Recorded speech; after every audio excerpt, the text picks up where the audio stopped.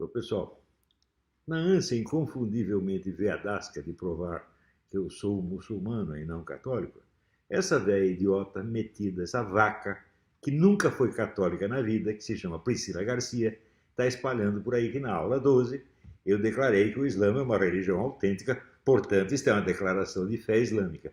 Mas da onde esta idiota tirou essa ideia? Por que presto atenção nessa analfabeta, palpiteira, vagabunda, que só está aí para fazer fofoca?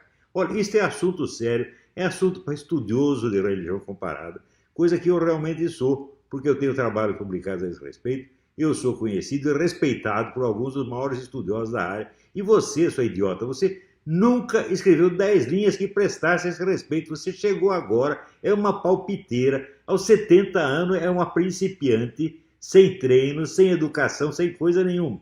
Então eu vou explicar umas coisas, não para você, porque não adianta, vou explicar para os outros.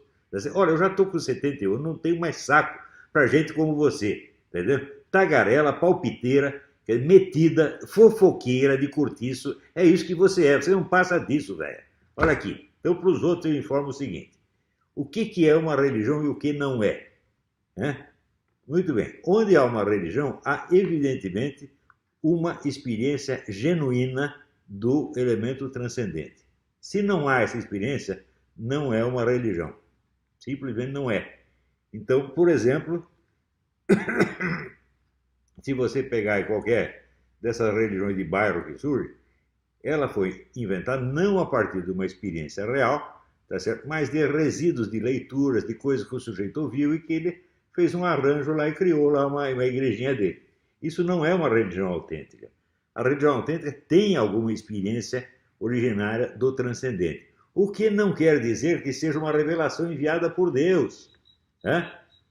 É muito difícil de entender isto. Uma experiência genuína do transcendente existe, por exemplo, em muitas obras de arte, em muitas obras de literatura. Isso faz com que sejam revelações divinas? É claro que não. Pode até haver algum elemento de revelação onde elementos divinos se misturam com elementos diabólicos. Nada disso é humano e nada disso é pura invencionice humana. Se não há essa experiência profunda que de fato transcende o limite da experiência humana usual, não é uma religião. Ora, essa experiência originária existe até no gnosticismo, meu Deus do céu. O gnosticismo é uma experiência do transcendente, ele não é outra coisa. Agora, a experiência pode vir deformada por 1001 fatores, mesmo porque, se o homem, por suas próprias forças, se aventura, tá certo, a ir além das fronteiras da experiência comum e corrente, da experiência corporal, por assim dizer, e do elemento racional, bom, ele está se oferecendo para ser pego no caminho por algum diabo.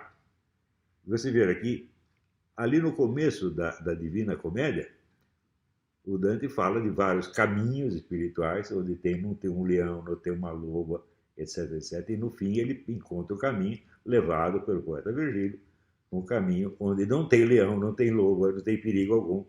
E diz, vamos escalar, né, o dileto monte. Então, ele está mostrando várias experiências possíveis do mundo transcendente. Todas elas vão além da experiência comum. Se não forem além da experiência humana comum, não são religião, não são nada. Agora, ser uma religião autêntica não quer dizer que é uma religião verdadeira no seu conteúdo. Isto é uma revelação que nós podemos seguir. Não é a mesma coisa. Agora, essa velha confunde tudo, porque ela está aí para confundir, tá certo? Então, é só para vocês saberem disso. Olha, gente, eu estou velho, eu não aguento mais discutir com esse tipo de vagabundo, palpiteiro, fofoqueiro que só serve para isso. Essa puxa-saco de veadasco, tá entendendo? Essa puxa-saco da Heloísa, pode imaginar, puxa-saco da Celina Vieira, que é uma coitada. A Celina Vieira passou 30 anos pedindo favor. Várias vezes as pessoas pediam para eu tirá-lo do curso, não aguentavam mais ser ofendido, incomodado por lá, me pediam, e eu, assim, por caridade, mantinha lá. Como, por caridade, dê atenção a esse Tércio Gonçalves Pereira, e por caridade, dê atenção a essa velha Priscila Garcia. Mas no Brasil você não pode fazer um favor para um cara, fazer um favor para ele, você adquire uma dívida. Não é ele que tem uma dívida com você, não. É quem fez o favor que adquire a dívida. Então, já que recebeu o favor de mim, então pode falar de mim o que ele quiser no dia seguinte. É o que no Brasil se chama isso de amizade. Feito é seu amigo, então ele pode falar mal de você, chamar você do que quiser, né? Gastar o seu dinheiro, comer a sua mulher e ainda te criticar. Isso aqui é amizade. É assim que os caras entendem. Ainda vem essa vagabunda escrever sobre a frase do Santo Tomás de Aquino, idem velho, idem nora, para dizer assim, coisa absolutamente vazia. E insinuar que eu estou forçando as pessoas, né, a quererem as mesmas coisas. Como se ela soubesse, ela nunca foi minha aluna. Como é que ela generaliza a partir de 5.000 alunos? Que coisa. É claro que a intenção é difamatória e só difamatória.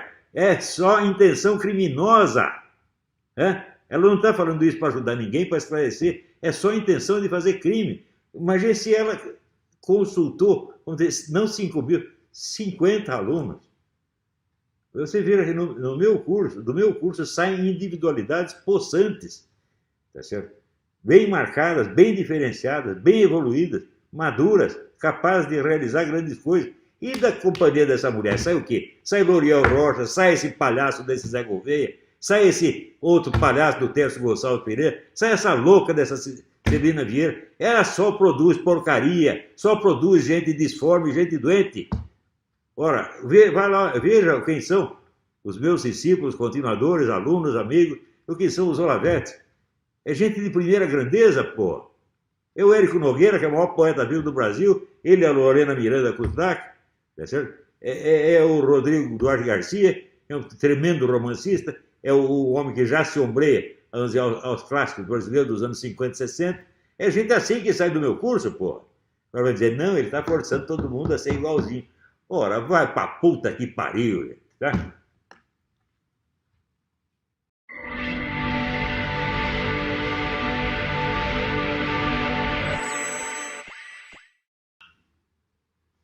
Alô, pessoal.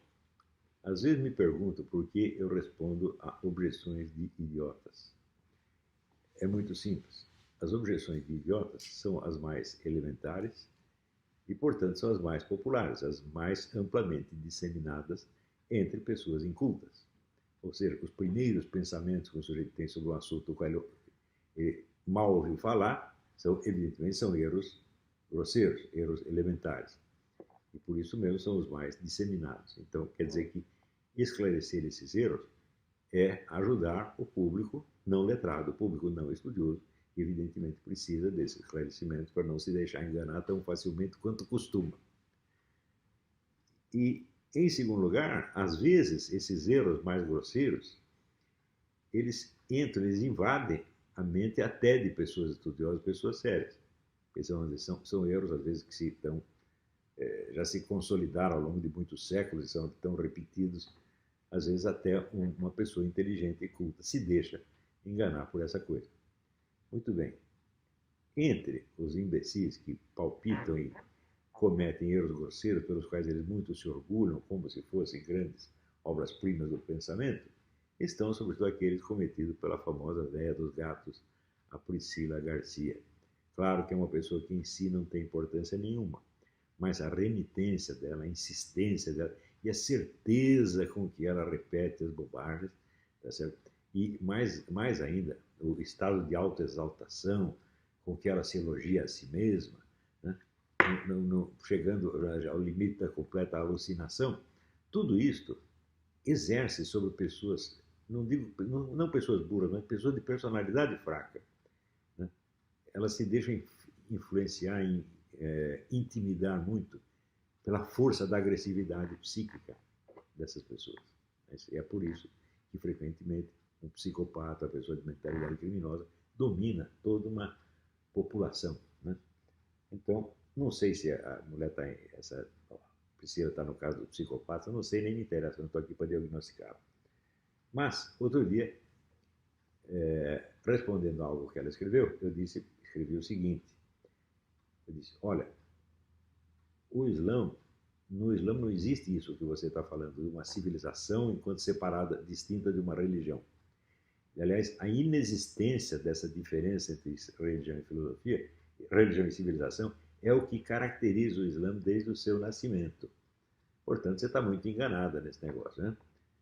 Muito bem, daí ela me respondeu o seguinte, O Islã, Olavo, é um modelo de civilização fortemente amarrado a um modelo religioso, ou seja, está insistindo que existe uma diferença. Aqui tem a civilização, ali tem uma religião, e a civilização está amarrada ao modelo religioso. Como se houvesse aqui um modelo de civilização, e ali um modelo de religião, um subordinado ao outro. Isso é pensamento que não existe. Vou explicar já isso para vocês. Mas antes de entrar nisso, vejam o contexto onde aparece essa conversa. Eu sou autor de um livro sobre o Islã que foi premiado pela Universidade de Al-Azhar, que é o mais importante centro teológico jurídico islâmico desde que ele existe. Além disso, estudei o Islã sob orientação de dois personagens, que são o Martin Lins, que era o diretor do Departamento Islâmico do Museu Britânico, e o outro, Seyyed Hossein Nasr, que era nada mais, nada menos que o ministro da Cultura do Irã. Além de ter sido o aluno mais brilhante que o MIT, Massachusetts Institute of Technology, teve ao longo de toda a sua existência nos domínios de física e matemática. Né? Então, foi com essas pessoas que eu estudei. O Seyyed Hossein Nasr era um sujeito que, aos 8 anos de idade, ele sabia toda a poesia clássica islâmica de cor. E a casa dele era um centro onde se reuniam os principais intelectuais, não só do Irã, mas do mundo inteiro. Tá certo? Então, ele convivia lá no meio de Bertrand Russell, essa gente, desde criança. Então, é evidentemente um gênio assombroso. Então, esse foi um dos que me ajudaram no meu curso de estudo sobre o Islã. Daí chega a dona Priscila Garcia, que nunca estudou nada, que não é capaz, não foi capaz sequer de estudar um pouquinho de língua árabe para recitar uma sura do Corão. Né? E é claro que ao você estudar uma religião antiga, você tem que estudar na sua língua originária, motivo pelo qual eu nunca escrevi nada sobre o judaísmo, porque não conheço hebraico o suficiente para isso, nem sobre o taoísmo, porque não conheço a língua chinesa o suficiente para isso, nem sobre o hinduísmo, porque, embora tenha estudado um pouquinho de sânscrito, não sei o suficiente sequer para ler um texto. Então, eu não posso opinar sobre as coisas, mas na língua árabe eu estudei árabe com o José Curi, que era o tradutor, né, do livro Os Prolegômenos, do Ibn Khaldun, que era um erudito islâmico fantástico, o sujeito que escreveu, vamos dizer, aos 90 e tantos anos, escreveu um dicionário árabe, português, português-árabe, em 15 volumes, que, aliás, não foi publicado até hoje. Então, eu tive bons professores nessa área, tá certo? Então, é evidente, o livro que eu mandei para o concurso da Arábia Saudita não era um livro islâmico, motivo pelo qual o Centro Islâmico de Brasília me informou que, a pedido das autoridades, o livro não seria publicado por não ser um livro islâmico, não é um livro ortodoxamente islâmico, favorável, mas que assumisse a defesa do Islã, ou que falasse em nome dele. Era um livro apenas de um islamólogo, portanto, um livro, vamos dizer, diríamos hoje, laico. Né? E, apesar disso, publicaram o livro e, como compensação de não publicarem, deram o prêmio ao livro e, como compensação de não publicar, dobraram o valor em dinheiro do prêmio. Né? Eu achei aquilo ótimo, porque estava numa pindaíba dos demônios. E, inclusive, usei esse dinheiro para viajar aos Estados Unidos e fazer mais contatos na área, estudar, conhecer aqueles que já estavam me ajudando há décadas. Fiquei lá, né, contactar o Seyyed Hossein Nasr, Martin Lins, etc. etc. O Ethel Perry e outros. Né? Quer dizer, aquilo é a fina flor dos estudos islâmicos no mundo. E daí chega essa dona que do nada vem me dar lições. Então eu vou explicar para você como é que é isso. Quando ela diz o Islã é um modelo de civilização fortemente amarrado a um modelo religioso, ela está definindo não o Islã, mas a civilização cristã da Idade Média. Você tem um modelo de civilização que já existia antes do cristianismo, que vinha do legado romano e grego, né? E que foi, aos poucos, vamos dizer, sendo submetido à influência dominante da religião cristã, mas num processo que levou muitos séculos. Então, por exemplo, o direito, né, vigente em toda a Europa era o direito romano, misturado, em certo lugar, com o direito local, o direito consuetudinário local. Em algum lugar predominava o romano, em outro consuetudinário. Mas tudo isso já existia antes do advento do cristianismo. E tudo isso vai sendo cristianizado aos poucos, isto é, submetido ao guiamento da igreja. No caso islâmico não existia nada disso. Então, não existia sequer uma civilização islâmica, existia um monte de tribos separadas. Né?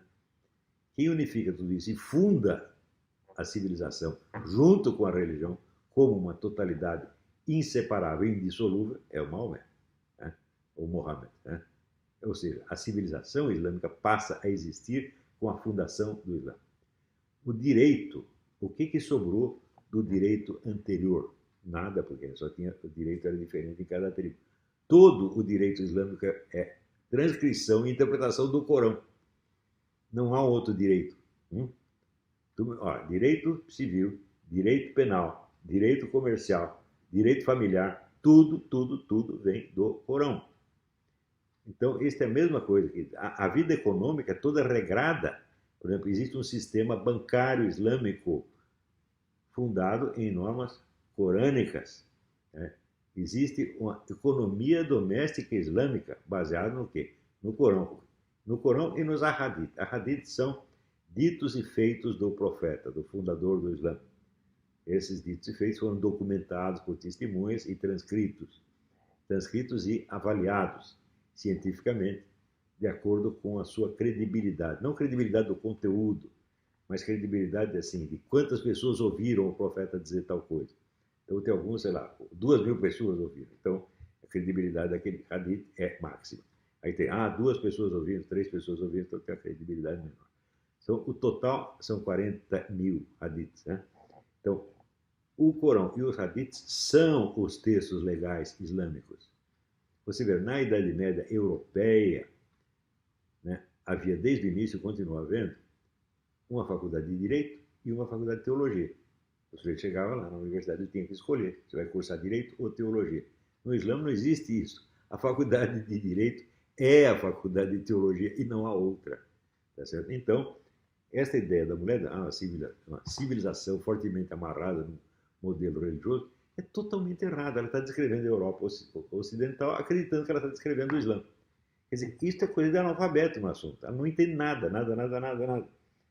Agora, o pior é o seguinte, é que ela, como prova do que ela está dizendo, ela alega, tanto é assim, tanto é um modelo de civilização amarrado no modelo religioso, que não existe o livre-arbítrio. Eu digo, mas peraí, o que a existência do livre-arbítrio ou inexistência dele tem a ver com o que eu estou falando? Eu estou falando se civilização e religião são a mesma coisa ou são dois elementos separados que depois se fundem. Né? Isso não tem nada a ver com o livre-arbítrio, tanto que a negação do livre-arbítrio existiu também dentro do terreno cristão na Suíça do João Calvino. Né? Então, na Suíça do João Calvino não existia, portanto, o conceito do livre-arbítrio, eles negavam o livre-arbítrio, mas nem por isso a religião deixava de ser um elemento distinto da jurisprudência. Calvino fez o possível para unificá-las, né? E para unificar teve que instituir uma ditadura feroz. Mesmo assim, conseguiu? Não conseguiu.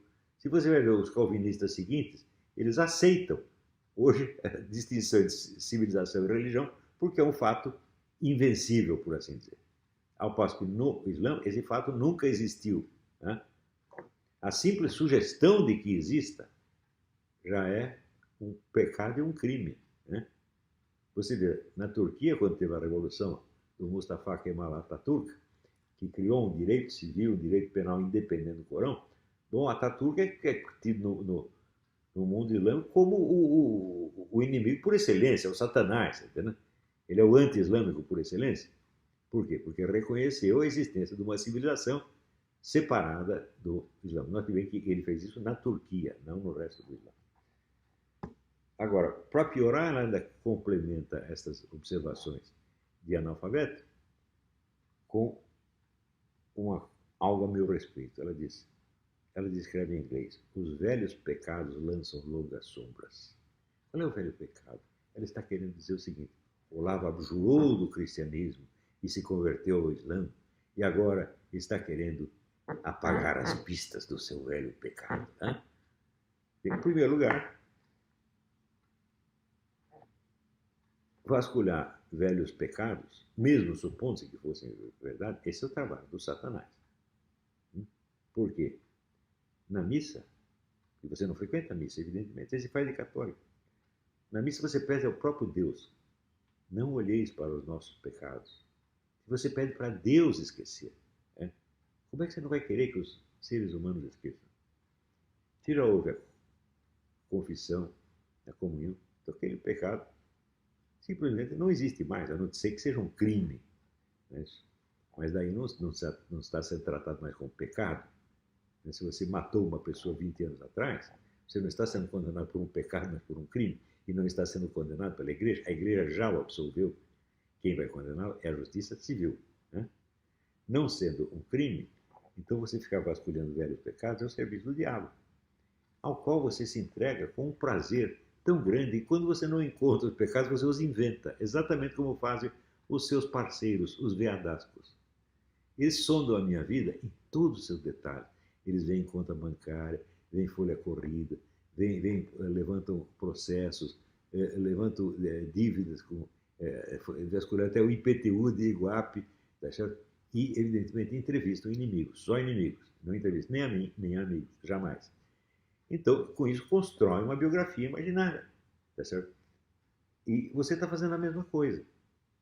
Quer dizer, você, por acaso, você viu a minha conversão ao Islã?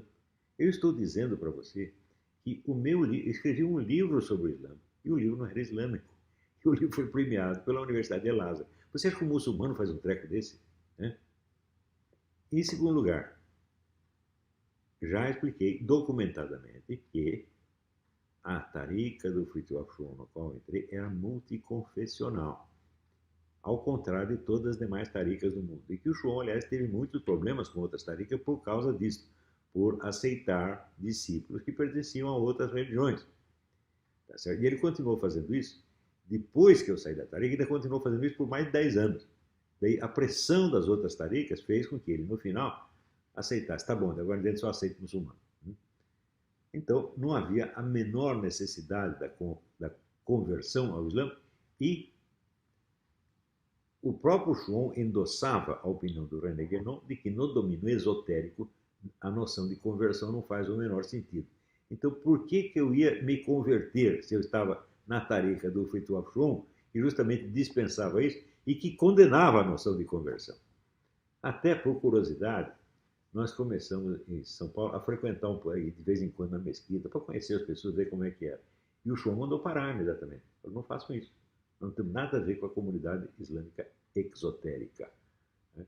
Vocês fiquem quietinhos no seu canto e façam os ritos que eu mandei, eles estudem os textos que eu mandei, tá certo? Que são todos os textos da Tariqa, não são nem textos corânicos, nem hadith, nem nada, e não se metam com o Islã. É muito simples. Eu já expliquei isso, já citei os textos do João e do Guénon que fazem isso. Já saiu, tem uma tese universitária, acho que na Faculdade de História Brasileira, que mostra que o Schuon só passou a aceitar exclusivamente discípulos islâmicos 12 anos depois de eu sair da tariqa. Então, tudo isso já está mais do que explicado, mas ela quer porque quer dizer que eu sou um apóstata. E mais ainda, você sabe que o Corão, não o Corão, mas os hadiths, condenam à morte quem quer que entre no Islã e o abandone. Então, existe claramente a intenção de dirigir a mim a hostilidade islâmica e me expor ao risco de ser executado por qualquer islâmico que dê na cabeça, porque ele tem o direito de fazer isso. Exatamente o caso do Salman Rushdie, que até hoje vive escondido na Inglaterra, porque o Ayatollah Khomeini disse, olha, a regra é a seguinte, se o sujeito abandona o Islã, nós temos que matar, todo muçulmano tem o direito de matá-lo. Claro que pode haver alguma divergência aqui, ali, não, todo muçulmano não, precisa haver uma sentença, etc. Mas se o sujeito matar, matar alguém que abjurou do Islã, não será um crime. Então, isso quer dizer que esse pessoal está querendo me matar, no fim das contas. Né? Claro que é apenas um desejo impotente. Seria bom se algum muçulmano fosse lá e matasse esse desgraçado. Né? Eles sabem que esse risco, teoricamente, existe. Eu duvido que vai ser cumprido, mas a intenção é esta. Tá certo? Né? Quando aquela idiota, coitada, Celina Vieira, escreve tomara que morra, tomara que morra, tomara que morra, ela está expressando o desejo de todos esses, das velhas dos gatos, do Caralho Rossi, dos veadascos, de toda esta corja, tá? Então, Priscila Garcia, você não é nem um pouco melhor do que eles. Você, sob certos aspectos, você é até pior, porque pelo menos os veadascos não dizem que eles são grandes escritores, né? Sem nunca ter escrito nada. O Caralho Rossi também. O Caralho Rossi é um intelectual fracassado, evidentemente. Tentou ser intelectual, não conseguiu, então decidiu destruir um. Tá, e virou, vamos dizer, o auge da carreira literária dele é ser ghostwriter da Heloísa Martins Arriba. Então, vocês todos, bicho, vocês estão se afundando no lixo que daqui a pouco vai ser quase impossível de descrever. A sua miséria, tá certo? É tanta que você tem que se autoexaltar, tá, o tempo todo, tá? Então, não posso dizer se quer que eu tenha dó de você, não tenho muito dó, não. Também não tenho raiva, mas eu acho você a pessoa mais ridícula que eu conheci nos últimos anos, isso é verdade. É uma dona de casa frustrada, tá certo? Que em vez de cuidar de sua família, fica lá fuçando os pecados passados, pecados antigos, reais ou imaginários dos outros. Existe maior miséria do que isso?